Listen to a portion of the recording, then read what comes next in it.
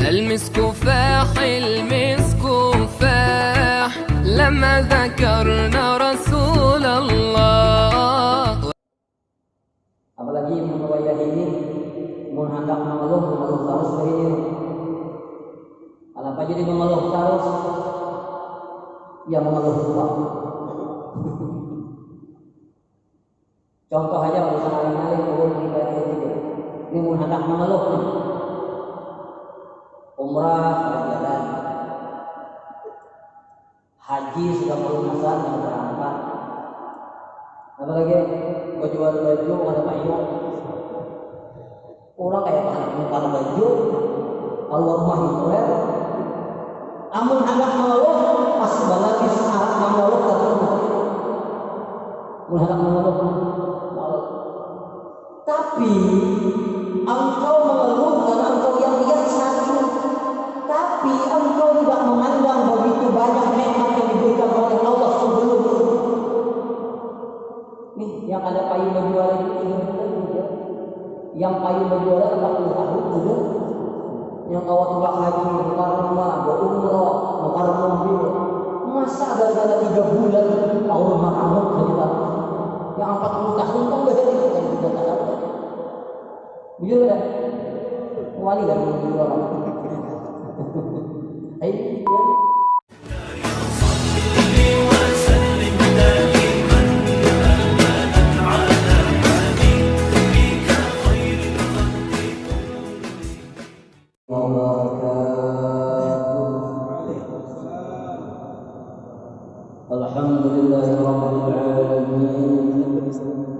Salatu wassalamu ala asyrafil anbiya'i wal mursalin wa ala alihi wa ashabihi ajma'in wa ba'd. Kembali kita salatu dan salam bersyukur kepada Allah karena pada saat ini baru saja kita telah selesai melaksanakan sholat maghrib secara berjamaah. Kita duduk i'tikaf di masjid ini. Mudah-mudahan apa yang kita laksanakan pada malam hari ini dicatat sebagai amal ibadah di sisi Allah Subhanahu wa taala. Bapak Ibu hadirin sekalian yang berbahagia, malam hari ini ulun membacakan kitab Al-Minahus Saniyah karangan Syekh Ibrahim Al-Madbuli.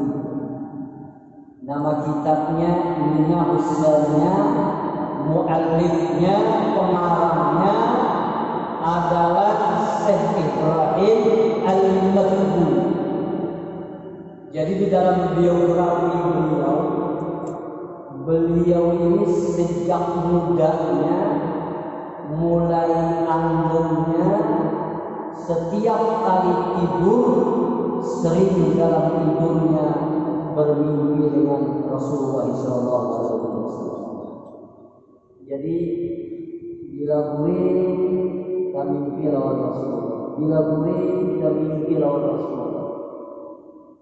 Akhirnya dilaporkan kepada orang tuanya yang bahasa kitabnya, "Ma, ulun sering bermimpi bertemu Rasulullah." Lalu cari yang ikan. Kalau hanya bertemu dalam mimpi tapi tidak pernah yakuzatan, tidak begitu istimewa. Akhirnya di dalam biografi itu tatkala beliau balik sampai tuanya sering berjumpa dengan Rasulullah yakuzatan secara jauh. Dan ada yang unik cerita Syekh Ibrahim Al-Madbuli. Beliau ada memiliki seorang murid di Mesir tepatnya. Jadi muridnya ini menjalani jalan tarikat aulia Allah. Setelah menjalani jalan tarikat aulia Allah, lalu seorang murid ini berkhalwat. Berkhalwat itu berpindah daripada tempat keramaian agar lebih lezat bermunajat kepada Allah. Lalu dilihat oleh Syekh Ibrahim Al-Madbuli ada keanehan dari muridnya. setelah masuk ke tempat khalwat, tempat peribadatan, muridnya ini kadang mau bagawi lagi. Setelah itu dipanggil oleh Syekh Ibrahim Al-Batuli, bahasa kitanya karena paika, setelah masuk ke dalam khalwat kada bagawi lagi. Lalu ujar muridnya, ulun di dalam tempat khalwat itu ada melihat burung hantu dalam keadaan buta. Dan kulihat, kata muridnya, burung hantu yang dalam keadaan buta ini setiap hari burung elang lewat memberikan makan kepada burung hantu yang buta ini. Lalu katanya, saya berpikir, kalau burung hantu yang buta saja Allah jamin rezeki, bagaimana dengan saya yang memiliki akal dan bisa beribadah kepada Allah? Lalu kata Syekh Ibrahim Al-Batuli, kenapa engkau menjadi burung hantu? Kenapa engkau tidak menjadi burung elang yang selalu memberi kepada orang? Artinya apa? Islam itu tidak melarang engkau bekerja. Islam itu tidak melarang engkau berusaha selama usaha kamu itu tidak mengganggu ibadah kamu kepada Allah Subhanahu wa Ta'ala. Karena bila orang itu pada begawi, mohon maaf, bila orang itu pada begawi pasti berharap dengan makhluk Allah. Bila orang itu pada begawi pasti berharap dengan manusia. Maka apabila dia berharap dengan manusia, maka membuat dia selalu meminta-minta dan bergantung kepada manusia. Maka Syekh Ibrahim Al-Batuli mengatakan, silahkan engkau berkhulwat, silahkan engkau beribadah, tapi jangan engkau tinggalkan bekerja. Kenapa? Agar engkau tidak menjadi orang yang selalu bergantung kepada manusia, agar engkau tidak menjadi orang yang selalu berharap kepada manusia. Karena sering saya sampaikan, yang namanya meminta itu, mohon maaf, yang namanya meminta itu siapapun dia, itu yang akan menurunkan derajat di hadapan orang yang lain. Apa saja doyan, jadi pejabat, jadi apa, jadi ustaz, bila rancak meminta, itu akan menurunkan derajat di hadapan orang. Makanya Syekh Ibrahim mengatakan, silahkan engkau beribadah, tapi jangan engkau tinggalkan untuk bekerja. Kenapa? Agar engkau tidak berharap dan tidak bergantung kepada manusia.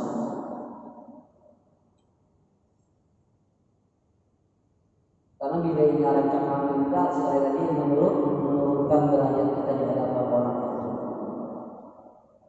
Bahkan menurut riwayat, Rasulullah itu pernah bertemu dengan orang tua. Orang tua itu memecah batu, lalu didekati oleh Rasulullah. Setelah didekati oleh Rasulullah, diambillah tangan orang tua tadi, dicium oleh Rasulullah. Lalu sahabat bertanya, kenapa engkau cium itu tangan orang tua? Kata Rasulullah, karena saya menghargai di usia tua masih bekerja, tidak berharap pemberian orang. Jadi kita disuruh pada apa aja disuruh pada yang ada disuruh itu jangan gara-gara gawian dari soal masjid lagi. Yang ada disuruh itu jangan gara-gara gawian kita tinggal sembahyang berjamaah, gara-gara gawian menghalalkan segala macam cara, itu yang dilarang. Tapi kalau engkau bekerja, tujuan kamu tidak meminta-minta, tujuan kamu tidak berharap kepada makhluk, maka itu yang dicintai oleh Allah Subhanahu wa Ta'ala. Itu diantara cerita Syekh Ibrahim Al-Batuli. Lalu kita baca kitab beliau, wasiat beliau yang pertama. Awalul wasiyati alaika ayyuhal akhu bil istiqamati fi taubat. Jadi wasiat beliau yang pertama, wahai saudaraku, hendaklah engkau istiqamah dalam bertobat kepada Allah Subhanahu wa Ta'ala. dan diakui tidak diakui, yang paling alih hidup ini adalah istiqamah. Itu malih istiqamah. Makanya kata Rasulullah, al-istiqamah khairun min alfi karamah. Istiqamah itu lebih baik daripada 1000 macam karamah. Dan yang paling alih hidup ini adalah istiqamah. Kalau aanginan itu semua kita awak tahu ayawan dan mana lagi ke masjid sungsung jam 11 datang kakana koler seminggu ke masjid ini ada kesulitan kakana lagi begini aja tak hajut karena hajut setiap malam apa yang begini tapi kakana koler sebagai subuh Melayu.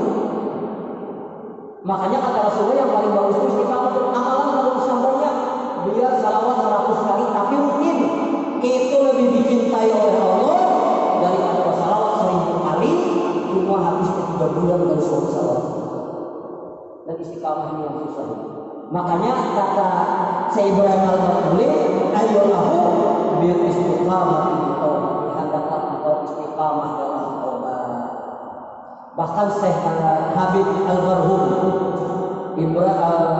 Habib Munzir mengatakan, bertobatlah engkau kepada Allah sampai engkau bosan bermaksiat kepada Allah. Bertobatlah engkau kepada Allah sampai engkau bosan bermaksiat kepada Allah. Artinya apa? Kita disuruh selalu bertobat kepada Allah. Jangan putus asa akan rahmat dan kasih sayang Allah Subhanahu wa taala. Dosa kita banyak, ampunan Allah lebih banyak. Maksiat kita banyak, rahmat Allah lebih luas. Lalu at-taubatu fil lughati ar-rujuk. Tobat itu dalam bahasa ar-rujuk, yaitu kembali. Wa yuqalu taba ay raja'a. Atau dikata orang tobat itu adalah raja'a, kembali. Wa fi syar'i, dan menurut syara tobat itu apa? Ar-ruju'u ala madmuman fi syar'i ila ma huwa mahmudun fi syar'i. Yang namanya tobat itu adalah kembali dari sesuatu yang dicela oleh syara, oleh agama, kepada sesuatu yang dipuji oleh agama. Itu tobat. Apa yang dicela oleh agama, maksiat dicela oleh agama. Tobat artinya apa? Ampih maksiat. Membicarakan kejelekan orang lain dicela secara agama. Tobat artinya apa? Berhenti membicarakan kejelekan. Apalagi sifat ini dengki ini dicela oleh agama. Tobat bagaimana? Tidak pernah lagi beriri dengki kepada orang lain. Selalu mengeluh, ini dicela oleh agama. Tobatnya bagaimana? Jangan mengeluh hidup ini. Selalu ridha dan bersyukur dengan apa yang diberikan Allah kepada kita. Itu malamnya tobat. Apalagi menwayah ini, hendak mengeluh terus begini. Kenapa jadi mengeluh terus? Ya mengeluh tua. Contoh aja urusan alih-alih turun kita ini. Ini hendak mengeluh. Umrah berjalan, haji sudah pelunasan dan berangkat. Apalagi jual baju ada payung. Orang kayak bukan baju, keluar rumah itu ya. Amun hendak mengeluh, pas banget di saat mengeluh terus. Hendak mengeluh. Tapi engkau mengeluh karena engkau yang lihat saat ini. Tapi engkau tidak memandang begitu banyak nikmat yang diberikan oleh Allah sebelum itu. Nih, yang ada payung berjualan itu 3 bulan juga. Yang payung berjualan 40 tahun juga. Yang awal tulak haji, nukar rumah, berumrah, nukar mobil. Masa gara-gara 3 bulan Allah maramut cerita. Yang 40 tahun kan gak jadi kan 3 tahun. Bujur kan? Wali kan berjualan. Makanya Kata ulama, yang membuat orang itu selalu mengeluh, yang membuat orang itu tidak bersyukur karena dia terfokus dengan apa yang dia inginkan. Dia lupa dengan apa nikmat yang diberikan Allah sebelumnya. Makanya dalam surah Al-An'am sering diulang-ulang, "Fabi ayyi ala'i rabbikuma tukadziban?" Nikmat yang mana yang kau inginkan? Dia bersama Allah. Alhamdulillah gara-gara corona ini lawan anak kumpul, lawan bini tak kumpul, coronanya negatif, bininya positif. Ada jadi masalah. Maka sifat madhumah Allah ada dalu bahagia. Di mana-mana berkampung awan Allah. Makanya memberi muarnya bila sakit mengeluh benar, bila nyaman gitu. Kada payung berjualan semampuan tahu. Hingga berhujung banyak benar, saya kumpul nggak bisa. Makanya termasuk maksiat adalah selalu mengeluh. Tobat kepada Allah, ridha dan bersyukur. Lalu dikatakan di sini wa bisyari wa ma'a bidayatun wa nihayatun. Tobat itu ada dua macam. Yang pertama bidayah wa nihayah. Bidayah itu apa? Tobat permulaan. Jadi derajat tobat permulaan itu yang paling rendah apa? At-taubatul bil qabair. Tobat daripada dosa-dosa besar. Ini termasuk tobat permulaan. Jadi bila hanya bertobat itu pertama tobat daripada dosa-dosa besar. Bahari makan yang haram ambil, bahari berzina berhenti, bahari makan riba selesaikan, sudah itu dosa besar. Dan wajah ini kadang-kadang dosa besar ini kadang-kadang tidak dianggap dosa lagi. Kenapa? Karena sudah biasa. Padahal tidak ada kaidah usul fiqh kalau sudah biasa tidak dosa. Apa contoh dosa besar?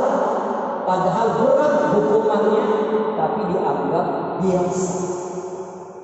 Kenapa dianggap tidak berdosa lagi? Karena sudah biasa. Apa contohnya? Apa contohnya sekarang? Menyogok, memasukkan anak pegawai, membayar 40 juta, kadang-kadang bisa berdosa. Datang kepada ustaz pulang. Apa datang kepada ustaz?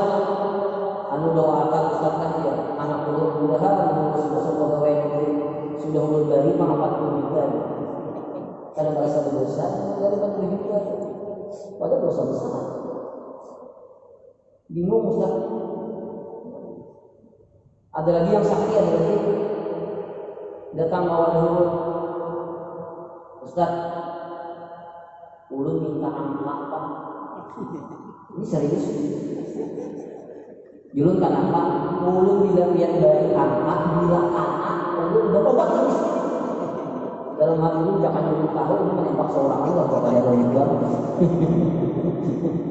Ini kan kadang-kadang ada masih berdosa. Riba banyak dosa riba. Mohon maaf. Padahal dosa besar. Maka pertama tobat daripada dosa-dosa besar. Summa sawair. Kemudian dosa-dosa kecil. Habis dosa besar. Summa ini kan kalau di dalam ilmu nahwu ditarik itu urutannya. Dosa daripada dosa besar, summa sawair dosa kecil. Apa dosa kecil?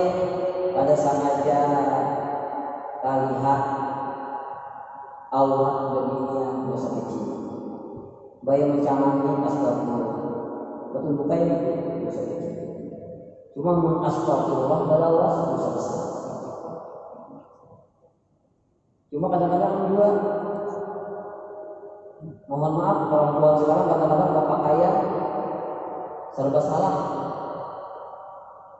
Dijingok berdosa, ada dijingok baju. Kadang-kadang mohon maaf baju berlipat, nih berduduk di kendaraan ternyata keangkat nah celengan kelihatan Jakarta bersih berkurau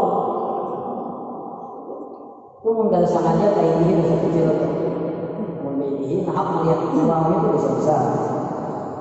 Kemudian lagi tobat daripada dosa besar, kemudian tobat daripada dosa kecil, sunnah makruhat, tobat daripada yang dimakruhkan. Apa contohnya makruh? Makan lawan tangan kiri makruh, minum lawan tangan kiri makruh. Itu disuruh bertobat dulu. Maka saking kita disuruh minum lawan tangan kanan, apabila tangan kanan riga disuruh kayak mana? Lawan tangan apa? Ini makan. Salah kalau bapak, salah kalau bapak. Ini makan lawan tangan kanan. Tangan kanan riga disuruh lawan tangan apa? Hah? Lawan batis. Lawan tangan kiri, cuma disuruh apa? Tangan kanan seperti ini. Hakikatnya tangan kanan yang melakukannya makruh.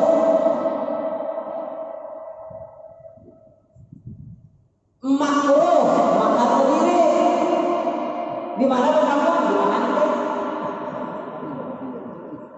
Itu suruh tobat dulu. Maka yang makannya bagaimana sama berdiri.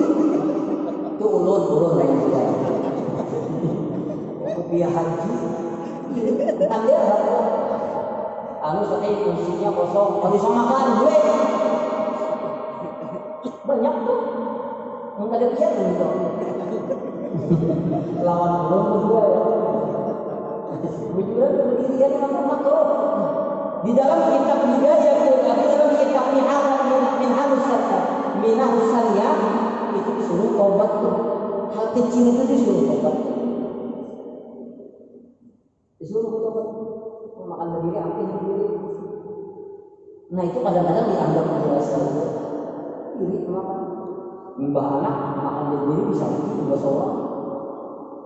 Berdiri obat panjangnya apa? Bisa lah bertanggungan bola. Jual ada lihat. Orang cakap. Termasuk yang bola. Nah itu makruh itu. Apalagi suruh makruh. Summa min khilafin Allah disuruh bertobat daripada yang menyalahi yang utama. Disuruh bertobat padahal itu dosa. Khilafin Allah itu kan menyalahi sama yang utama. Contoh kita bangun tengah malam. Isya belum. Kita bangun tengah malam. Habis bangun tengah malam itu disunahkan apa tuh? Kalau bangun tengah malam disunahkan apa? Ia mulai sembahyang itu sunnah. Lalu kita bangun tengah malam, tak bangun ya? Alhamdulillah KWC itu cuma bakamihan. Guling pulang. Nah itu khilaful aula namanya menyalahi daripada yang utama. Utamanya apa? Sembahyang tahajud. Tapi kita kadang-kadang tahajud. Itu disuruh tobat juga. Maka itu aja disuruh tobat tuh. Jadi mulai dosa besar, dosa kecil, apa lagi? Makruh, apa lagi? Khilaful aula, apa lagi suruh tobat? Summa min ru'yatihil hasanat. Jadi kita banyak amal. Disuruh juga tobat daripada melihat kebaikan yang ada dalam diri kita. Alhamdulillah awal 5 waktu tadarussalam sembahyang berjamaah. Diam, kada usah bercerita, kada usah rasa kita baik daripada orang lain. Orang kada bercakap berkisah. Alhamdulillah kita maklum. Siapa yang bertakwa? Ini orang bertakwa. Bujur pak, pertamanya alhamdulillah. Bukan berkisah. Aku ikan alhamdulillah 5 waktu pada ketinggalan. Senin Kamis alhamdulillah kita mudahan doakanlah, mudahan istiqamah. Bermuar dan kawan tuh ketawa ada hikmah ada bermuar. Baru sudah kisah. Belum tentu yang sembahyang 5 waktu ke masjid diterima oleh Allah. Bujur kada? Siapa yang menjamin hari kita sudah? Siapa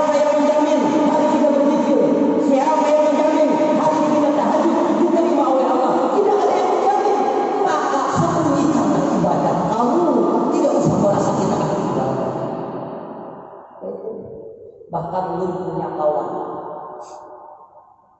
yang bercerita saya, kawan itu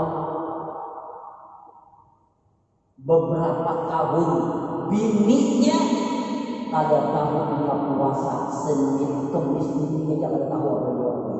Karena di Jakarta itu tulang sebelum salat subuh atau selesai salat subuh waktu tulang muridnya malam disambui oleh bininya rantang sampai di tengah jalan memberikan kepada bagian miskin, dikira bininya sarapan, murid sudah malam.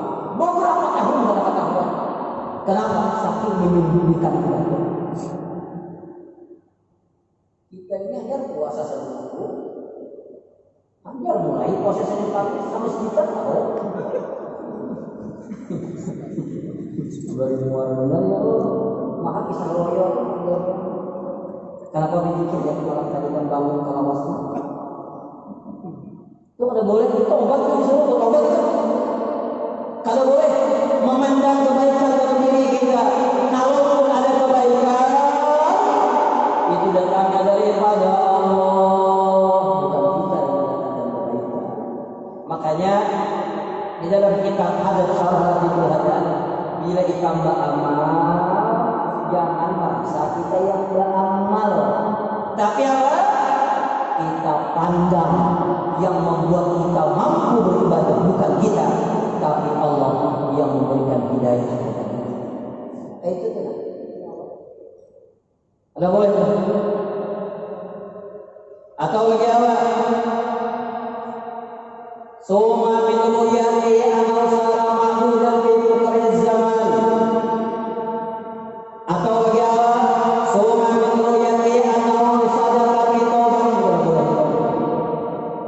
Bertobat itu disuruh memandang dirinya, merasa aku bujur-bujur sudah bertobat kepada Allah. Tadinya maksiat, lalu kembali kepada Allah, lalu merasa diri bersih benar. Itu disuruh bertobat dulu. Atau lagi apa? Suma min hal yaquruhu bi ghairi marjalillahi. Atau apa saja yang terlintas di dalam hatinya, merasa dirinya diridai oleh Allah, itu disuruh juga bertobat kepada Allah. Kada berucapkan, kada dikatakan, kada merasa diri sudah diridai oleh Allah, merasa diri ini taat benar lawan Tuhan, merasa diri ini sudah berbuat baik, merasa diri ini sudah melakukan perintah Allah. Itu dalam kitab Minahus Sunnah itu juga disuruh bertobat kepada Allah Subhanahu wa taala.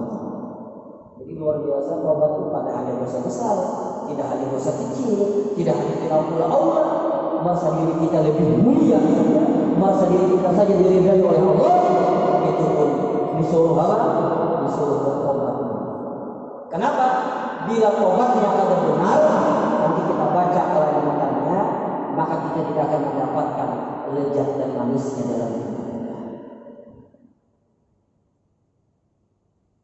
Wa nihayatuha, puncak daripada tobat, kullama ghafala an syuhudi rabbih ta'ala tarfata 'ain. Ini berat. Dan itu tobat yang awal tadi, dosa besar, dosa kecil, kabur Allah, pandang diri lebih mulia. Nah, puncak daripada tobat adalah tatkala hati kita lalai kepada Allah, walaupun hanya sekejap mata saja. Wah, ini luar biasa. Tatkala hati kita lalai lupa kepada Allah, walaupun hanya sekejap mata itu kan begitu cepat, maka itu disuruh bertobat kepada Allah Subhanahu wa taala. Kita ini kadang-kadang lupa kadang-kadang. Kita menghina sesuatu, bahwanya sesuatu itu datangnya daripada Allah. Kadang-kadang kita lupa itu datangnya daripada Allah. Kita dapat nikmat kadang-kadang kalau banyak yakin daripada Allah, kalau sedikit kadang-kadang yakin. Kadang-kadang kita mengeluh, kadang-kadang kita tidak menerima. Saya akan tidak ridho dengan apa yang diberikan oleh Allah. Padahal kita meyakini semuanya itu adalah pemberian Allah. Maka ketika kita mengeluh lalai, maka itu disuruh bertobat kepada Allah Subhanahu wa taala. Lalu selanjutnya, bagaimana kita istiqamah bertobat kepada Allah Subhanahu wa taala, insya Allah kita sambung apabila anti corona insyaallah. Silakan kalau ada pertanyaan belum jawab, kalau ada alhamdulillah. Ada kita gunakan waktunya berapa menit? 13 menit. Ya, silakan. Ada yang kita gunakan. Ada pihak. Boleh di luar tema boleh. Ya silakan Bapak-bapak. Di luar tema boleh. Masalah corona boleh. Kalau takutnya antara dua bisa paham negara atau paham ya, langsung jawaban dulu ya. Biasa kita sering memakan kan, ada sebagian orang kan pakai kuat tangan, satu dipakai sendok, satu dipakai garpu. Itu makruh atau tidak? Oke. Jadi sunnah Nabi pakai tangan. Sebelum dulu jelaskan kenapa sunnah Nabi pakai tangan, karena di ujung jari kita ada zat asam yang membuat makanan itu cepat basi. Anggap membahayakan nih karena beli. Kalian serius ini? Ini jangan bening sayur bening, dasar bening itu artinya sayur ini sayur bening, ini sayur bening. Yang sebutin ambil sendok, yang sebutin pakai tangan. Dahulu basi yang mana? Yang pakai tangan, dari sini ada zat asam. Lalu pertanyaannya sekarang, kalau kita pakai sendok, apa yang pakai sendok ada pakai tangan? Apakah makruh yang pakai sendok ada? Itu hanya hilaful dan tidak ada larangan pakai sendok. Paham?